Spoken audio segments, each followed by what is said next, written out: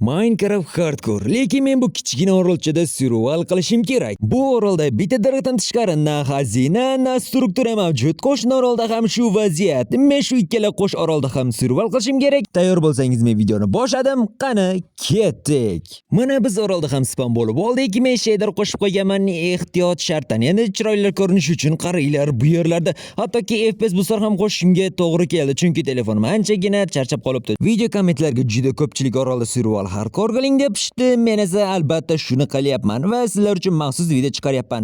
Sizlar esa faqat videoga like bosib obuna bo'lib qo'yishinglar kerak. Qani unda videoni boshlaymiz. Bu orolcha kattagina, uncha kichkina ham emas, juda ham katta ham emas, lekin bu orolda hech vaqo yo'q. Faqat bitta daraxt mavjud xolos. Atrofimiz suv bilan o'ralgan va yonimizda yana bitta qo'sh orol bor va materikni uchratish umuman ilojisiz desa ham bo'ladi, chunki materiklar juda ham uzoqda. Endi biz shu yagona daraxtimizdan narsalarni olib olamiz. Yog'och qurollar yasash uchun albatta kerak bo'ladi. Crafting table qo'yamiz, yog'och kirka olamiz va endi bizga ko'proq tosh kerak bo'ladi. Bu orolda kuchayish uchun juda ko'p resurslar to'plashimiz kerak, chunki bu orolda deyarli hech narsa yo'q. Hech vaqo yo'q bo'lgandan keyin hamma narsani o'zimiz qilishimizga to'g'ri keladi. Bu orolni to'g'risi juda ham tanlashim qiyin bo'ldi. Juda ko'p orolli seedlar mavjud ekan, lekin menga shunisi yoqib qolgani uchun shuni tanladim. Qani terkapitor ishlarim kerak. Ay yo'q, demak bu ishlamas ekan, chunki bu 26 versiya, meniki esa 120 versiya edi. Chunki eski versiyadagilar yangi versiyaga o'tganda ishlamay qolishi aniq edi. Yangi versiyasini o'rnataman shekilli. Hammayli keyoq o'rnataman. Hozir esa bizga ko'proq daraxt kerak. Endi bu atrofni tekizlashimiz kerak. Qaranglar, g'adir-budur bo'lib hamma joy iflos chiqib yotibdi. Endi iflos emas, endi xunuk bo'lib qolganda bu tarafga yukursammikin, bu tarafga esa boshqa narsalar, fermerlar. Qani unda ketdik, strukturalar yoki o'zimizga kerakli narsalarni to'plashni boshladik. Qani, endi bizga ko'proq ovqat kerak. Ovqat. Endi ularni pishiramiz va tayyor. Endi och qolmasak ham bo'laveradi. Wow, shader prosta gap yo'q, juda ham chiroyli. Qani uxlaylik. Uxlamayapman. Demak, hali qorong'i bo'lgani yo'q. Wow, bu yerda kamalak bor ekan. Bu yerda esa quyosh botmoqda. Tezroq quyosh botsa, men uxlab olardim. Chunki bu hardcore'da birinchi kun o'zida o'lgim kelmayapti. Suv esa tiniqligina, juda ham chiroyli. Bu yerda maxluqlar chiqmaydi degan umiddaman. Tezda uxlab yuborish kerak. Videoga like bosing va kanalga obuna bo'lib qo'yinglar. Bo'lmasa mana shu qilichimdan tatib ko'rasizlar. Uyg'ondik va nihoyat dam oldik. Endi ishni boshlashimiz kerak, chunki vaqt kam. Endi mining ham qilishimiz kerak, to'g'rimi? Bu orolning tagida yaxshigina g'or bor ekan. Bu yerda esa ko'proq resurslar to'playmiz degan umiddaman. Yonimizda temir ko'rinyapti, yana oltin va olmos ko'rinib qolsa yaxshi bo'lardi. Menimcha unchalik ham chuqurga tushishim kerak. Buning uchun mis kerak emas, ko'mir esa albatta kerak bo'ladi va endi marta albatta ishlaydi bu yerda. Ya'ni u suv bor ekan tepada, yaxshi bu hali kerak bo'lib qoladi. Ya'ni pastga tushimiz agar obsidian topib qolsak, albatta, ya'ni lava yoki olmos topib qolsak kerak bo'ladi. Wow, bu yerda ko'mirlar, temirlar, rudalar juda ham ko'p ekan. Yaxshi, bu yerdan yaxshigina katta loot topishimiz mumkin. Qani undan nargi temirlarni olamiz. Suv ostidagi olmosni ham qoldirib ketamizmi? Yo'q, albatta men hamma olmosni olaman, chunki bizga ko'proq olmos kerak bo'ladi, eshik kerak bo'ladi. Albatta suv ostida nafas olishimiz kerak. Bu suv ostida o'lib ketmaslik kerak, chunki bu hardcore. Qani pastga tushamiz. Qani edi olmosim? Qani, mana endi bu yerda olmosim turibdi. Eshik yo'q, bu yerga mana. Va nihoyat nafas olyapman. Endi olmosni ham olib olamiz. Bitta olmos. Nahotki bu yerda boshqa ko'p olmos yo'qmi? Men ko'proq olmos deb o'ylagandim. Bekor eshik yasabman. Hammali keyingilarda kerak bo'lib qolar. Qani olg'a.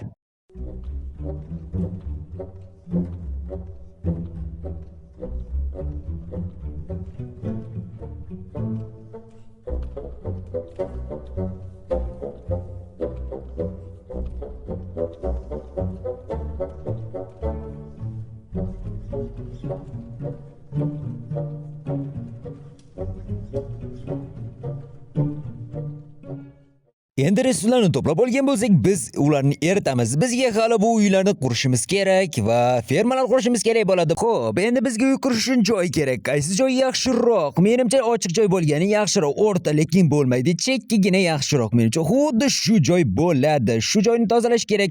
Qaranglar, o'tni shunchalik ko'pligini bu yerda. Demak, bizga suv paqir ham kerak 100%. Demak, shu chekka ham bo'laveradi. Biroz tozalashimiz ham kerak shekilli. Tuproqlarni qaranglar, bu yerda yotilib yotganini. Unda o'zimning sehrli belkuragim bilan bu yerni tozalaymiz. Xo'sh, unda bu yerga uyning fundamentini qo'yib qo'yaylik. Bo'lmasam, keyin fikrim o'zgarib qolishi mumkin. Keyin esa boshqa fermalarni davom ettiramiz. Uyni ham oxirida tugatamiz. Faqat video oxirida bo'ladi.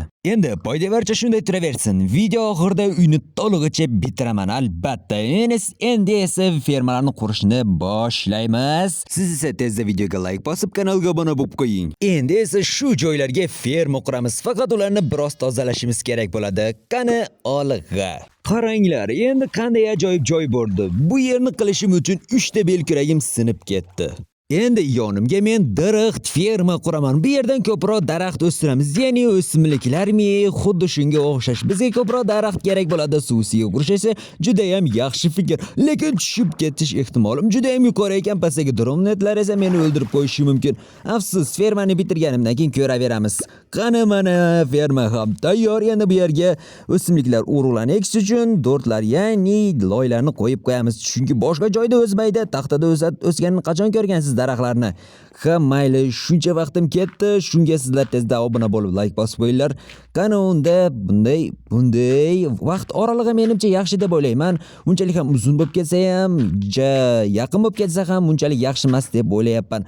Ha, mayli, unda yana bitta, bu yerga ham bitta va endi bu yerga ekinlarni ekib chiqamiz, ya'ni daraxt ko'chatlarini.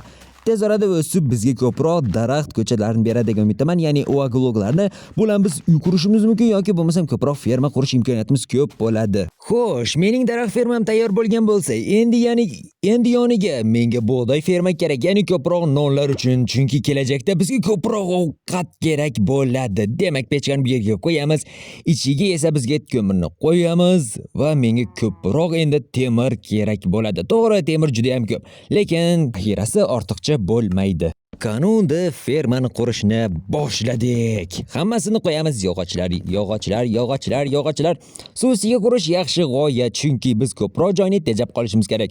Hali bu joyda juda ham ko'p narsalar qilaman. O'rtasini loy bilan qoplab chiqib, atrofini bu fansiyalar bilan o'rab chiqaman. To'g'ri, juda ko'p joylar sizlarga ko'rinmay qolyapti. Buni montaj vaqtida bilyapman, chunki to'g'risini aytsam, telefonim chiday olmayapti. Ba'zida qizib ketyapti, ba'zida o'chib qolyapti. Shunaqa hunarlar chiqib qoldi. O'zi boshida bunaqa narsalar yo'q edi va uzoq vaqt Minecraft ham o'ynay olmayapman. Shu sababli men tez orada yangi device olaman. Ya'ni kompyuter olganimda ko'proq video va uzoqroq video chiqarishga harakat qilaman. Demak, bu yerga biz suv quyishimiz kerak. Chunki hali bizga narsalarimiz pot bo'lishi kerak. Ya'ni nima qilib aytsam, oddiy ekinzor bo'lsa, shunda bizni ekinlarimiz uzoqroq bardosh bera oladi.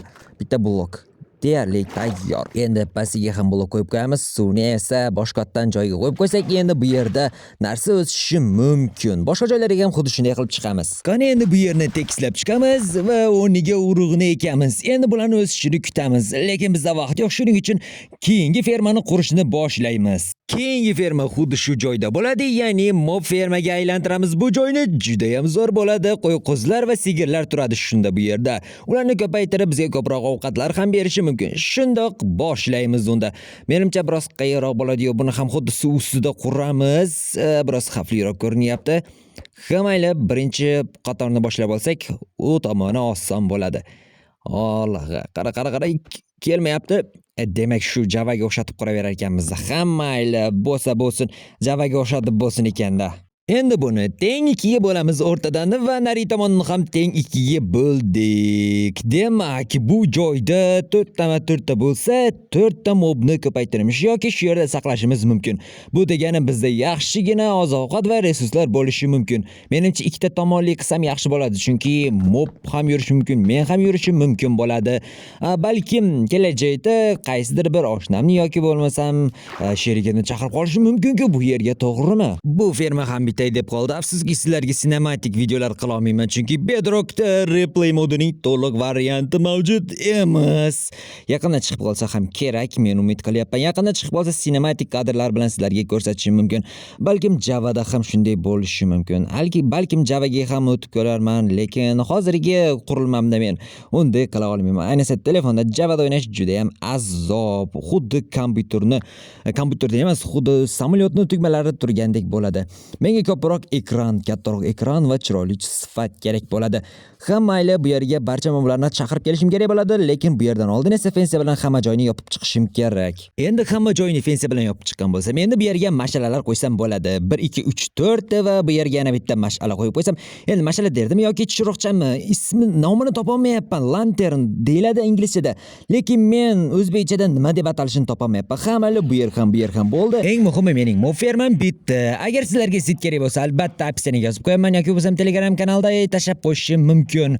Bu yerda chikkanlar turishini qaranglar. Hammasi chiqib ketmasa, chiqib ketma degandim, chiqib ketdi. To'g'risini aytsam, sizlarga bu joyni ham ko'rsatmoqchi bo'ldim va buni montaj qilayotgan joyimda shunday qilib bu yerda kesayotganimni qarasam, qop-qora ekran turibdi. Demak, telefonimni ustiga ko'rsatib kelishim kerak dedim va ko'rsatib kelishim ham kerak. Shu video chiqqandan keyin albatta bu telefonni ustiga ko'rsatib kelaman, chunki bunaqa joylari meni juda ham jonimga tegyapti va sizlarga videolarimni to'liq qilib ko'rsata olmayapman. Afsus, va bu nanomatlar endi uni qaytarib bera olmaydi va qaytadan ham video ham ola olmayman. Sen bir yerda nima qilyapsan? To'xta. Ey, to'xta deyapman. Bu yerda yaxshigina daraxt sotar ekan. Bular bilan men uyimni bussam, uyimni boshqatdan qursam bo'ladi. Endi menga tayga daraxt albatta kerak bo'ladi, chunki juda ham chiroyli va bu yerdan qaysi birini tanlashni hal qildim. Endi menga akatsiya kerak bo'ladi, chunki men bu nargi daraxt unchalik ham foydali emas va ko'rimsiz ham xunuk. Demak, bularni ham ko'paytirishni boshlaymiz. Ekamiz, endi bunga suyak kukuni bersak, bu ko'payadi. Aytganimdek, ikkitada ko'paydi. Yaxshi. Endi buni ko'proq daraxt olishimiz mumkin va ko'chatlar ham beradi va daraxtlar barglari ham to'kildi. Demak, bizga ko'proq daraxt beryapti ko'chat. Demak, ko'pgina berar ekan. 3 ta ko'chat, bitta daraxtdan. Bu degani bizda unlimited tree o'clock, ya'ni ko'proq daraxtlar bor va tree chopper ham menga juda yordam bermoqda. Tree choppermidi, vein cuttermidi, qisqasi bu modni nomini eslolmayapman, lekin yangi versiyasini o'rnatdim va yaxshi ishlamoqda. Demak, bizga hali vein miner ham ishlashi kerak.